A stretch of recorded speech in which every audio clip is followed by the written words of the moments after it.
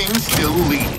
Hey everybody, it's Ryan McCavish from IGN. We're here at 343 Industries, chatting with Kynan Pearson, the lead multiplayer level designer on Halo 4. He's been kind enough to give us a tour of every single Halo 4 multiplayer map, all 10 of them. And Kynan, which one are we going to take a look at now? Right now we're taking a look at Longbow. Longbow is a large-scale BTB map. It supports vehicles and it takes place in a frigid remote climate where they use powerful channel-based mass drivers to launch monitoring relays deep into space. I'm very anxious to see this one because when you say large scale with vehicles and ice, it reminds me, of course, of Sidewinder from Halo 1. So let's see what it actually looks like. All right, so getting started, it looks like I've started at B base. So during Dominion, you can see that there's different base structures in the map. So we've got two on the outside edge of the map, one located here, the other on the opposing side, mirrored over here. We have a central base structure right here. And then while these don't play into the Dominion support, you also have bases on the outer sides of the map. As you can see, when we transition, we've got snow-based on this side, and for side differentiation on the other side, you can see that it transitions to dirt, to more gravel and more melted. So the base on the other side is located back in this section. So these are little areas that you can reinforce, pick up the sniper rifle, go back in here and kind of stay out and get some long lines of sight in for flag defense. One of the flag points is here, the other is on the opposing side in the mirrored fashion.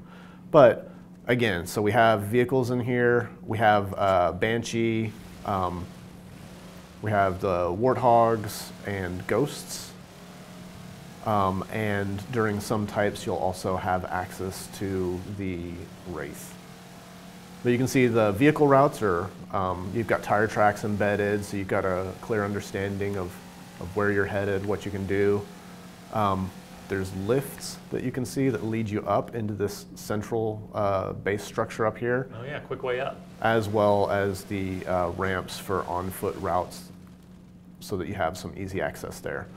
Plus from each of the outcropping extensions, like these, there's a land bridge that takes you right up into the base here.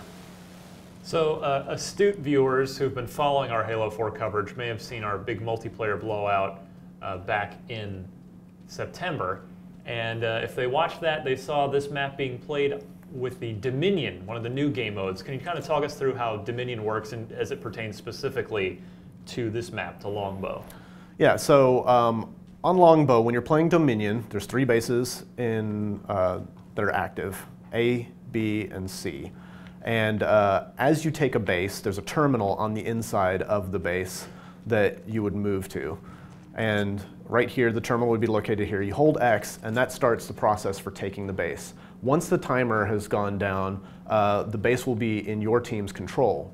And as the base is in your team's control, there's a timer that counts down to the base reinforcements and for resupply.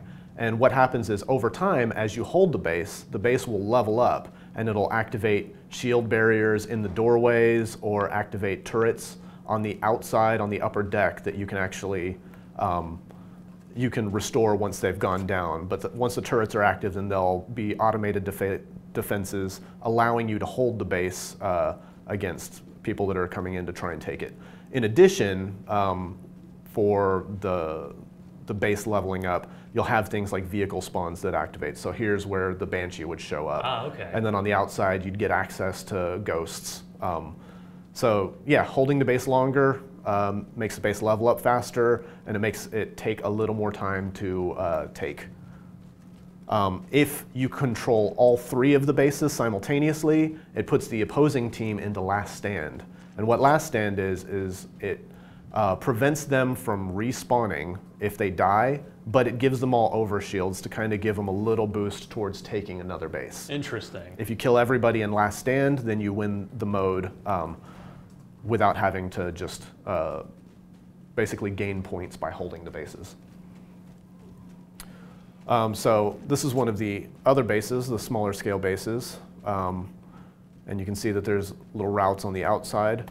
There's also a vehicle route on the backside, which is wide enough to kind of take a race back, but it also gives you an alt route to travel from one of the lower bases to the other. In some modes we have some of the routes cut off, but you can see here that there's actually this little structure that gives you an interconnect that also cuts through the big kind of cliff area right here. So there's a lot of ground to cover here. What armor abilities might be beneficial to this map? Well, vehicles definitely help you cover a lot of ground.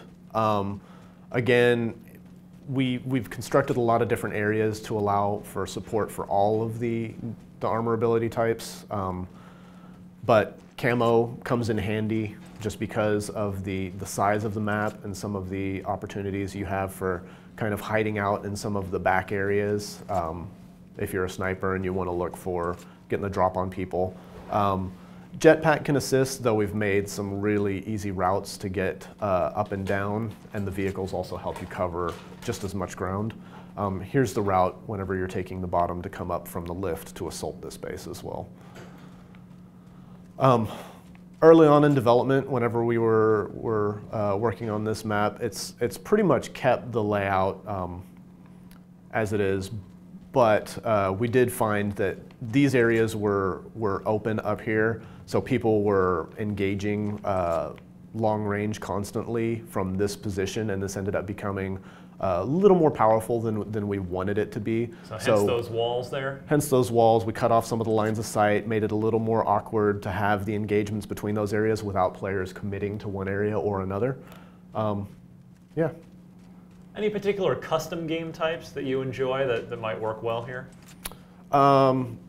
Yeah, I mean, anything that revolves rockets with infinite ammo, you know, it's always going to be fun.